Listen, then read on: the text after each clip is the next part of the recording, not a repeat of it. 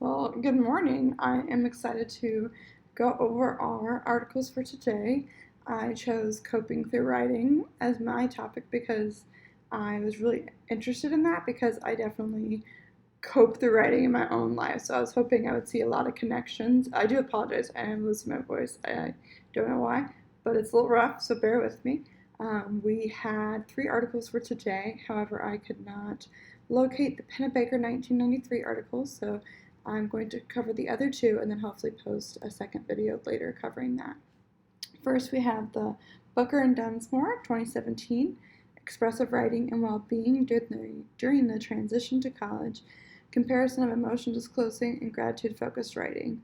So the goal for this study was really to look at these two different writing styles and their effects on student transition to college. As we have all been there before, the transition to college that freshman year can be a little bit rough, so they were trying to see if this could help in that any kind of positive nature.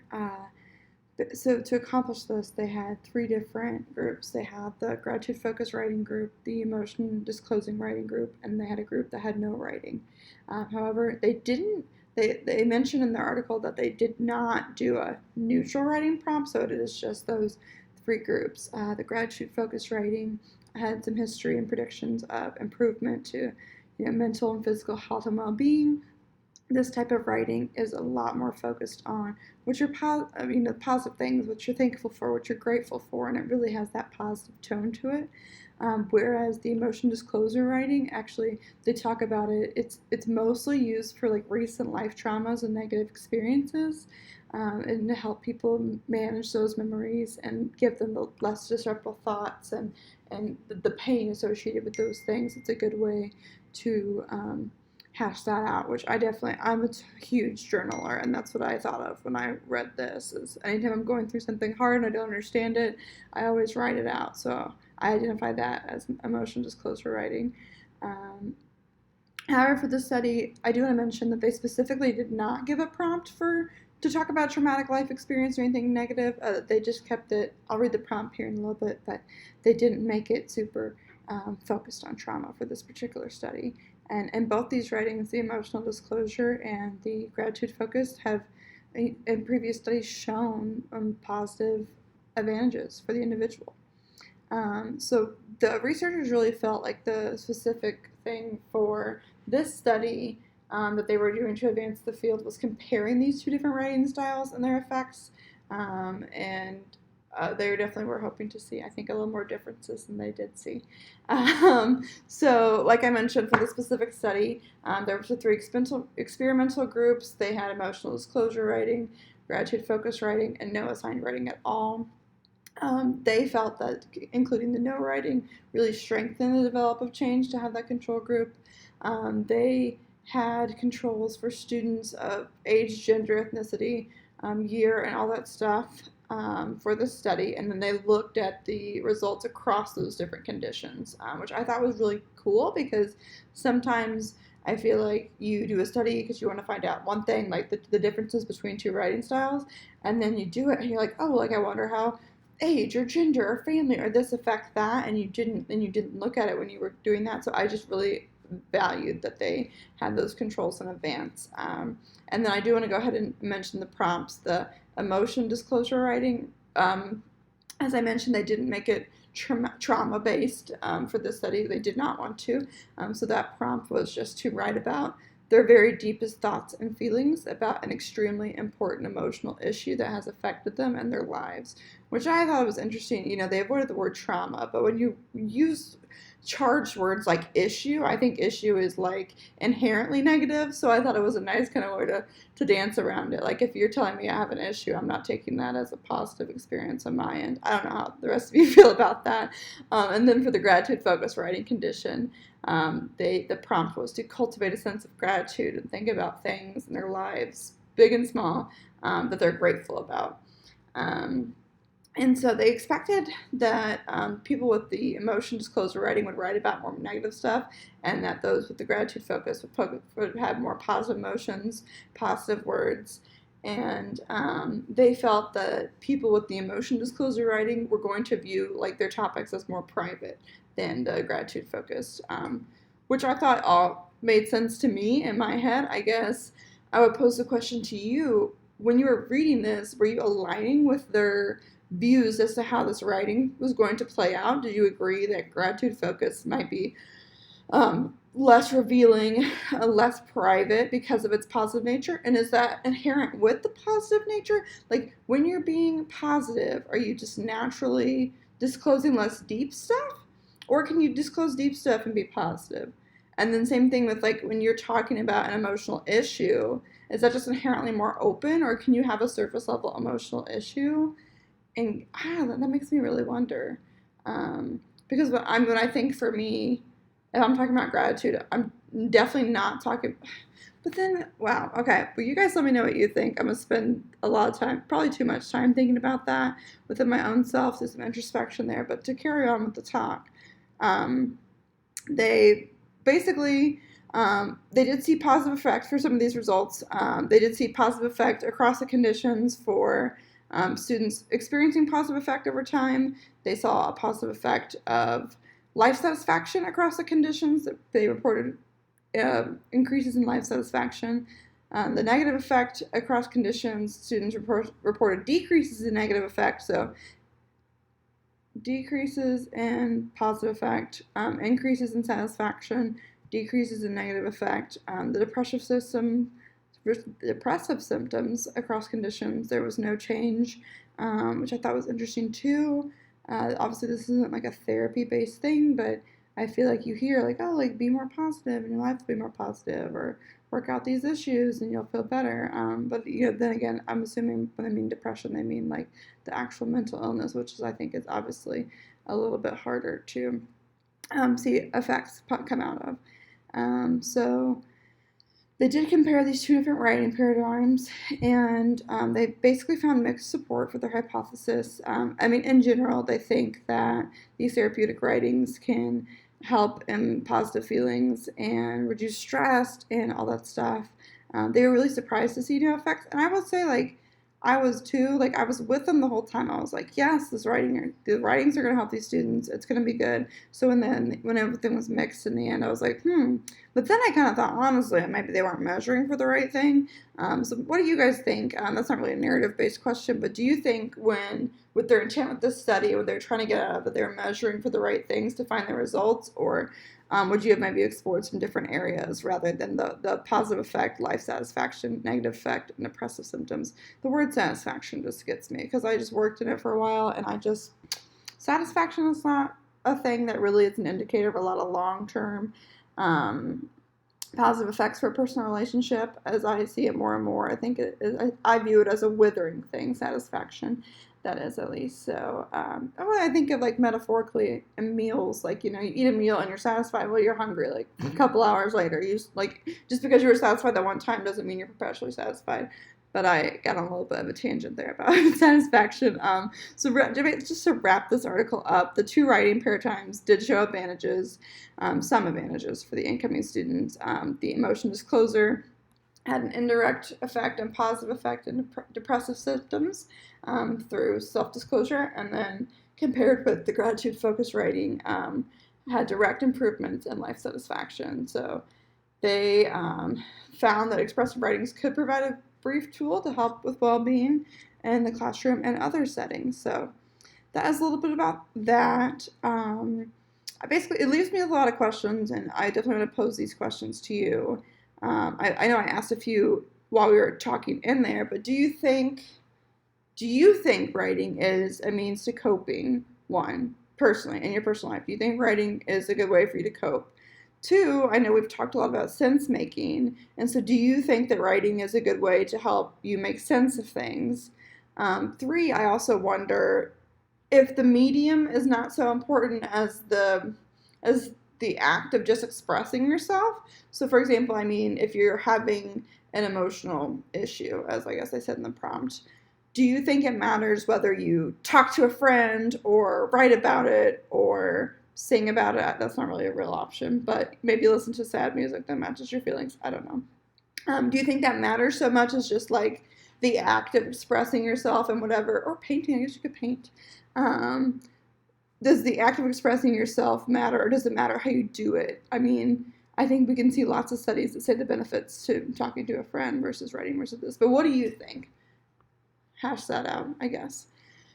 All right, so for the other article I want to talk about, which was Walter et al. 2018, To Walk a Mile in Someone Else's Shoes, How Narratives Can Change Causal Attribution Through Story Exploration and Character Customization. I thought this was interesting. They had the 3 different studies with the 3 different stories, and that was, I really like multiple studies, and because I just love to look at the little nuances with everything and what this means in this context and all that kind of stuff. And I also really liked just the whole idea behind this, because I just really agree with it, and like it's really hard for me to connect with an article that I disagree with or can't connect with.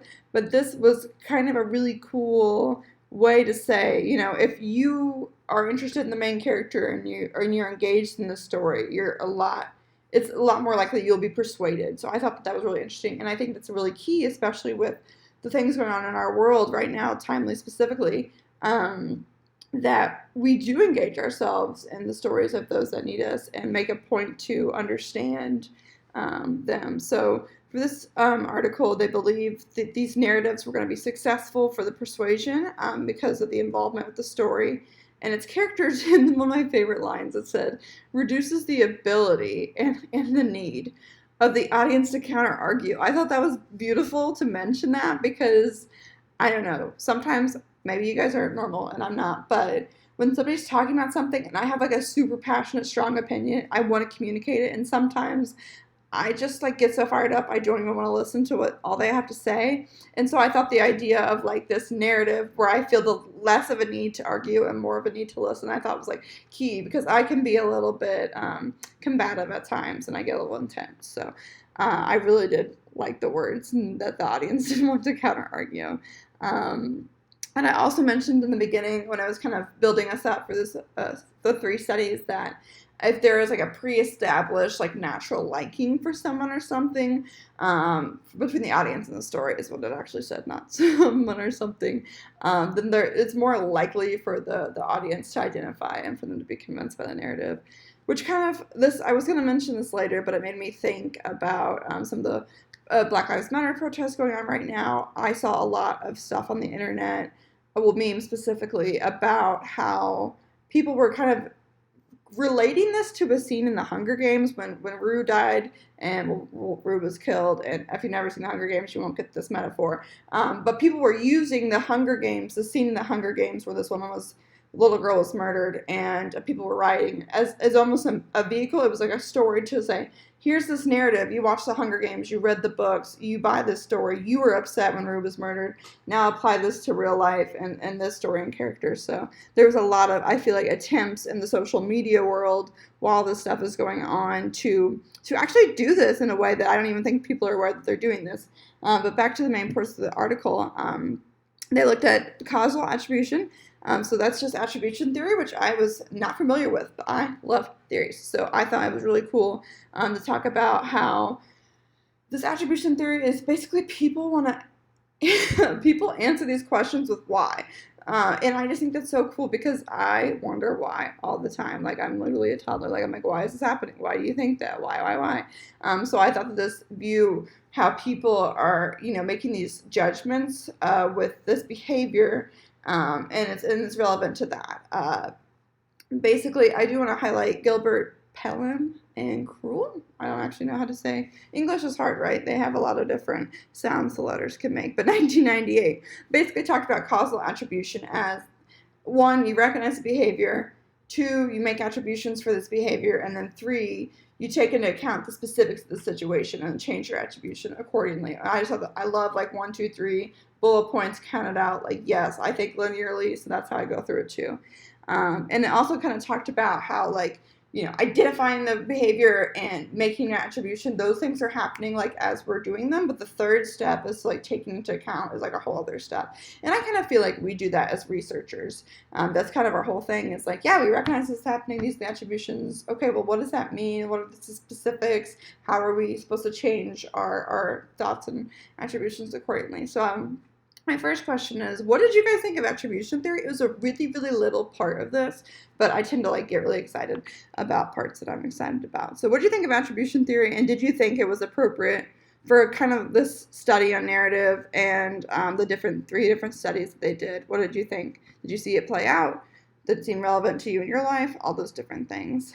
So narrative engagement identification basically just looks at the experience, that it looks at the focus, the understanding, the emotional engagement, and the narrative presence. And they use this to kind of look at the construct that mediates relationships and story consistent beliefs, acceptance of story consistent beliefs, and it looked at story involvement and the involvement with a specific character. So here we are. I love all these words like character, scene, all that kind of stuff. The next one, the interactivity in fictional narratives, this is where I was going to mention Rue, because Rue's not a real person, the Hunger Games metaphor I was trying to use earlier. But anyway, in the context of the narrative persuasion, these interactive narrators with these traditional linear stories, life is not linear as much as it might be easier for some people if it was. When you're telling a story, it's not start to finish. The story of you, your life, or the person you're interviewing, researching, and their life. I always feel like I tell people I'm like a Christmas tree, which sounds weird, but I feel like I have a trunk, and that's my like linear path, and that's the path that I'm on. But then I have branches, and then I have all those pine needles, and then I also like on top of all that I have like sparkly lights you have to plug in and ornaments, and like that's kind of my life story, and that's kind of my personality. Like I fully believe like I have this trunk, I have this strong foundation, and that is the line of my life. But along the way, I definitely there are a lot of external influences. I get out there, I get sparkly, I get blinky, some lights burn out. I have a lot of metaphors for myself, but I'm getting off track. Anyway, so looking at interactivity in fictional narratives,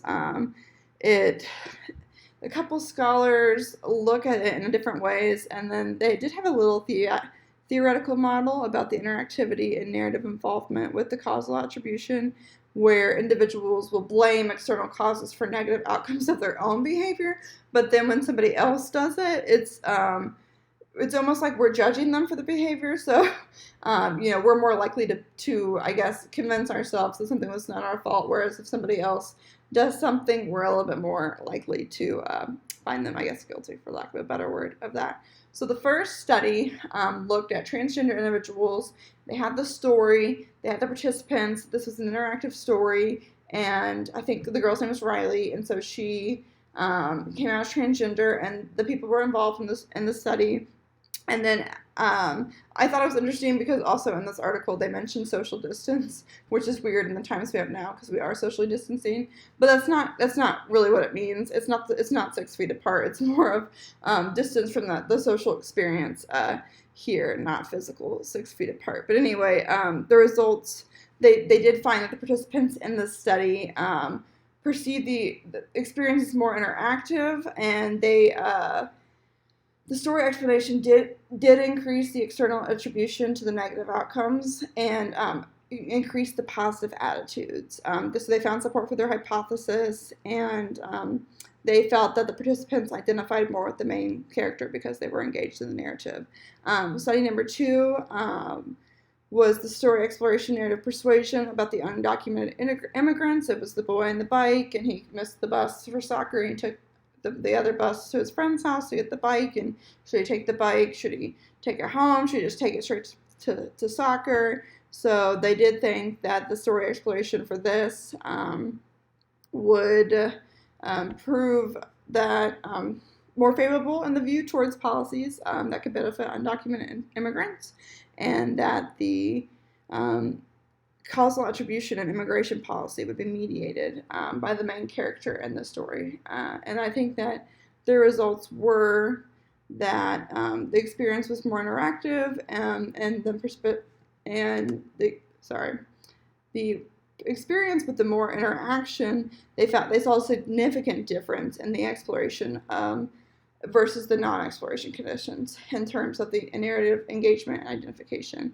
And so while the first study looked at that did see the effect of the exploration on causal attribution, study 2 tried to replicate that in another way, and they both, as predicted, when the options are in the story focused on these the characters of the transgender and the undocumented immigrants, they did lead to higher narrative involvement and external attribution.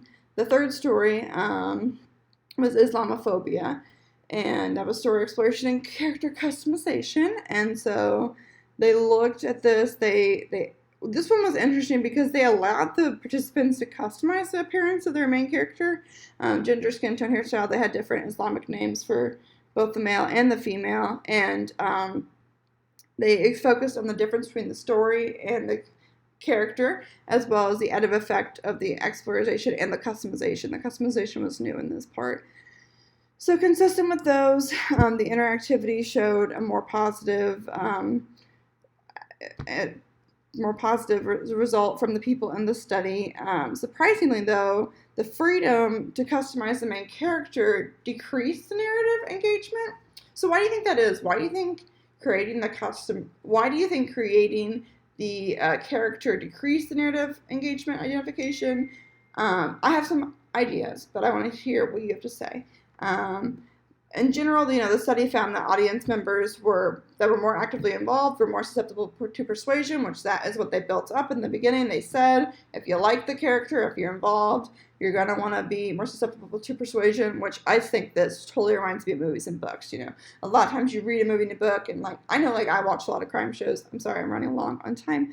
And I love when the bad guys come in. I mean, the good guys come in and get the bad guys. But then sometimes if I see that kind of violence played out in my life, I'm like, what are they doing? What is happening? So there's a little bit of disconnect there. So thinking about those different kinds of stories. One thing I did want to mention was they did talk a little bit about trust at the end in their discussion.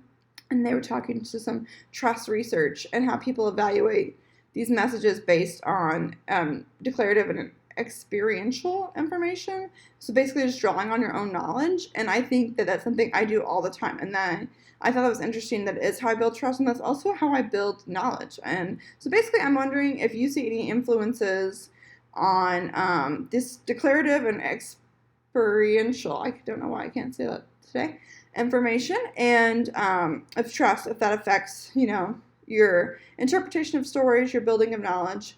I want to wrap this up because I'm going a little long. But my last question is just kind of from yesterday. As I read the articles and the discussions about the 3 different groups, I was wondering, do you think the researchers are entitled to tell these stories? I mean, I really started wondering about that. I could see maybe more entitlement in the second article, the Booker and Dunsmore, because in theory all those researchers have transitioned to college. But then I wonder, in this third study here, well, in the third article with the 3 studies, these situations, who were they built by? What was their cultural sensitivity? Did they have someone from that group help them with the scenario, with the story? Was anyone from those 3 specific groups on the research team? What do you think of that? Are they entitled to tell that story? I appreciate you listening to all my nonsense for this long, hopefully. My thoughts and kind of structure the reading were, engaging enough this morning. I will hopefully have another video up for the Pennebaker article soon. Interested to see your thoughts. Thank you.